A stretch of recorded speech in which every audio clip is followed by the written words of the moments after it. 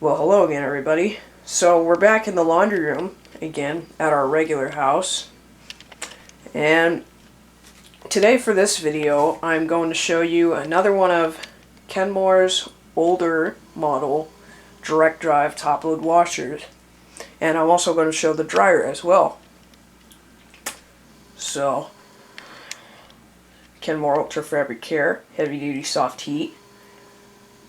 So for this video, I'm going to be washing just a regular load of towels. As you can see, we got the water level on high, the water temperature on a warm wash cold rinse, or actually I'm sorry, a warm wash warm rinse, just for filling speed. And for now on this load, I'm going to set the timer. Not very fancy, not too much on that. Just go to the regular setting, 12 minutes. Oh, sorry, the camera view is kind of screwy here. I'll just get a close up. It's actually better. It's on 12 regular. Yeah, sorry the camera is kind of shaking a little, or my hands are kind of shaking the camera. I've got the strap on it right now, and it's plugged in, so I don't want to make the view too messy, but it comes out the way it comes out. So, so we'll take a look inside. Just your basic Kenmore lid opening. It actually opens up to the side instead of just up towards the rear, like Whirlpool models or newer Kenmore. So this is the inside, where we've got a fairly decent sized load of towels,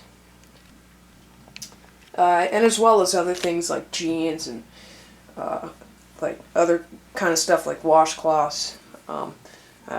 So it's kind of the same stuff there. So that's the data, make and model number plate. Same thing there. Sears Roebuck and Co. Corporation USA Kenmore. Same stuff there. Model 110.92273 100 or 100 or whatever. Serial is it's kind of similar to the original Kenmore Loreena CB2436247, and the stock, that's just the cord. The stock is 22731, just 10 amps, 60 hertz or HZ, 120 volts. So and I'll go to the dryer as well to show you some of the features on it. You got automatic fabric care, and then you got time, and then you got air, which that means, in case you're wondering, that means when you turn the dryer on, only air is going through the dryer, no heat comes in. So that way you can actually like videotape a video, or like film a video of your dryer running with the door open. So that's kind of cool. This is a little bit different. It's a little compared to the old one. This has actually got 3 control knobs along with the timer, whereas the other one, the other one had only 2 control knobs with the timer. But this one has 3.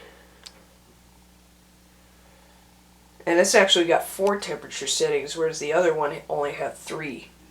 It's got a cycle signal selector, little volume knob, which means that, let me zoom out. I mean, if you turn it up here, it's quieter. And if you turn it all the way off,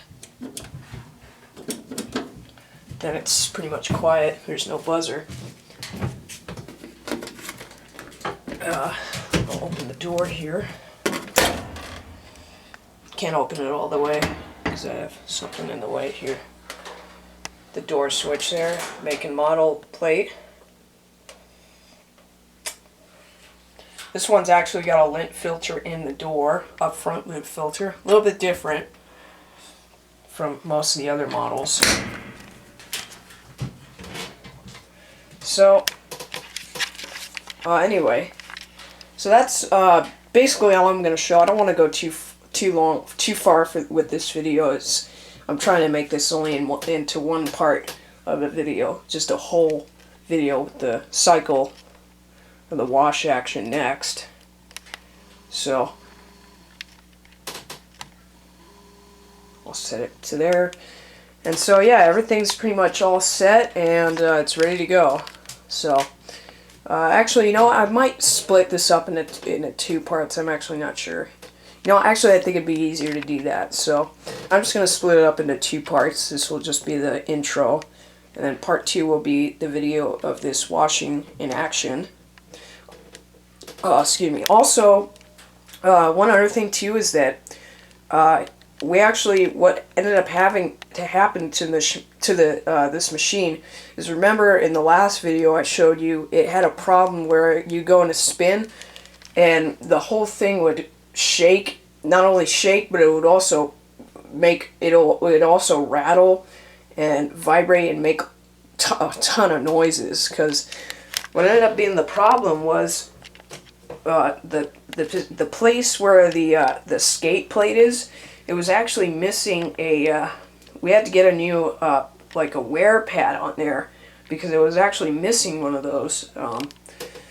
Yeah, sorry if my voice may kind of sound a little scared or a little scratchy or something like that. I mean, that can happen if you want to get this, you know, that's kind of similar to what other people have done, you know. You want to get a video done properly in a matter of a minimum length of time. So, but that's okay. Just nothing serious there, but anyway, what ended up having to happen was we ended up having to get a new wear pad that goes on the skate plate. Not the skate, it wasn't the skate plate that was out of place, but it was just a wear pad on there, or like the protection pad that was missing. That's why it was all going crazy and everything, and it shake pretty bad. It sounded like it was falling apart. But now, now that that's on there, the machine, when it goes in a spin cycle, it'll be a lot quieter than it was. So that way it will be a much more better video to hear, like, you know, the motor going and all, you know, you name it, and all the parts and stuff there while it's in spin. It's also not going to shake as much, so that's good.